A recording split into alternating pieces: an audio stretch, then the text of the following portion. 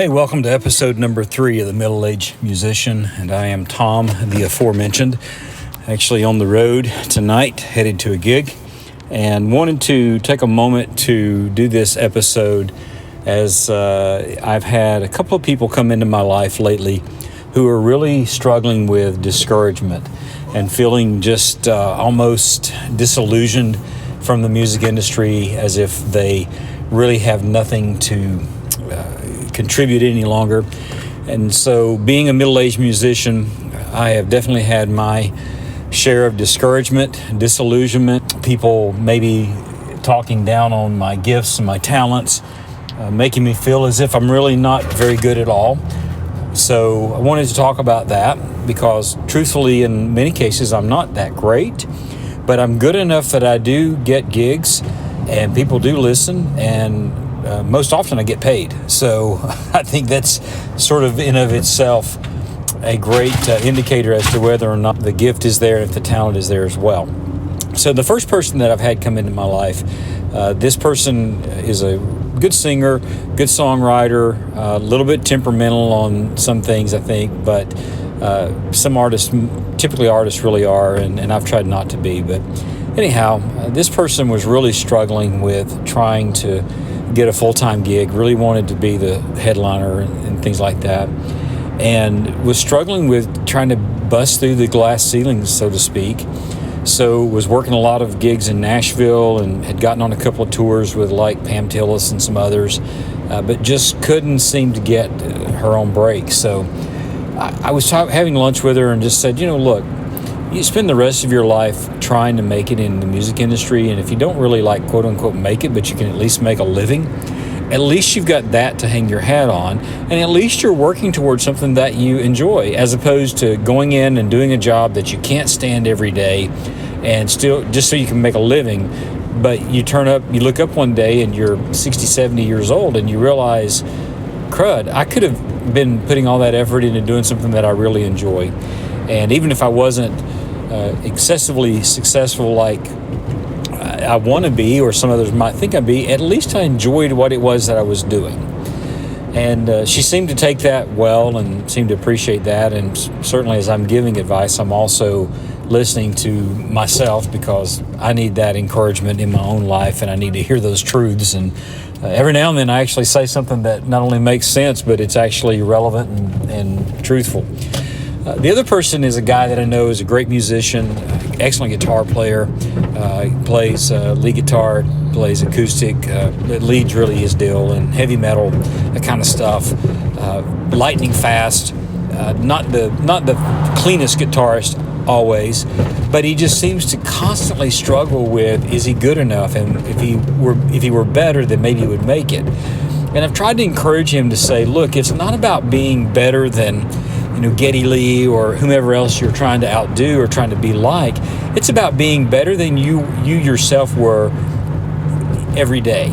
And that means benchmarking yourself against yourself and then consistently trying to grow against that. Now, that's not to say that you don't look up to other people and admire their talent. And of course, right on the heels of the death of Eddie Van Halen, there's a lot of guitarists that their entire persona was wrapped up in EVH. But there's only one Eddie Van Halen, just like there's only one me, there's only one you. So take what you are, do the very best with it that you possibly can, and enjoy the journey of it. And finally, I would say this. I have had several instances in my life where the people that are closest to me have been my biggest fans, but in many cases, they've also been my biggest detractors. I heard a saying one time saying the people who are the closest to you really are the ones that can run the knives the deepest. That is tough, and I would also challenge you to challenge them. And if they don't appreciate your talent, and if they don't appreciate your love for what you're doing, then there are moments when I would just say they just need to shut up and go find their own life and move on. Now, if they are giving you constructive criticism in a loving manner, that's a whole different conversation. And people that I really trust and people that I respect as musicians, I will ask them, especially if I'm struggling, if I feel like I'm struggling, if I can't hear well, I will ask them, tell me what you heard. How was that? What do I need to work on? Am I flat? Did my guitar sound like it was EQ'd right? And I expect for them to give me honest feedback. And at the same time, if they say everything sounded good, then I have no other expectation from them, and I should thank them and say, okay, good, I'm glad. I seemed like I was off tonight, but I trust your opinion, and I'm going to follow that. So I know this is kind of a short episode, and I really wanted it to be in some respects, because I don't want to harp on.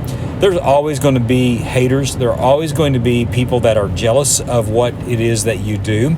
There are always going to be people that want to pull you down to their level and not let you enjoy and let you benefit from really something that is really, for me personally, a wonderful, wonderful way to decompress, and also a wonderful way to stress relief and things like that.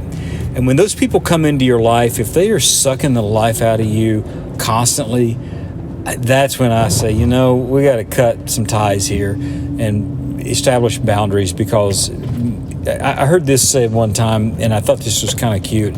Life's too short to hang out with a bunch of butt sacks. And the terminology is not the same that I heard it in, but just because we may have kids listening to this, I don't want to be a jerk and be obnoxious with my language, which I wouldn't say it anyhow. But life is too short. Life is glorious in most cases. So don't let someone that's a constant Debbie Downer suck the life out of you.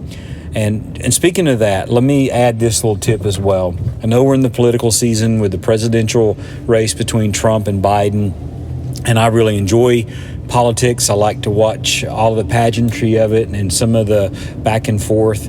But people that just spend their days on social media beating down one or the other, and if that gets to you, unfriend them, stop looking at their post, pull away. That stuff is just so menial in the grand scheme of things. And if someone else can't control themselves to be respectful on social media or otherwise, you don't need them in your life. So I hope this has helped you kind of get some perspective on discouragement. We all deal with it. The sun seems to always be coming up the next day. So focus on the positive. Think about all the good times you've had, especially in music. And if there are bad moments, then grit your teeth, keep your teeth together, and just keep pushing forward. You will come through it. Thanks again for listening. Appreciate the comments. Feel free to subscribe and share the podcast. As I understand how these things work, that's how you get more listeners, and definitely would like to have that. The website is still under construction, just haven't had the time to put on it, but hopefully we'll get that done pretty soon. And then I am now arrived at the place I'm going to be staying tonight, and then get up in the morning and go do the gig. So thanks for riding along with me. Bye now.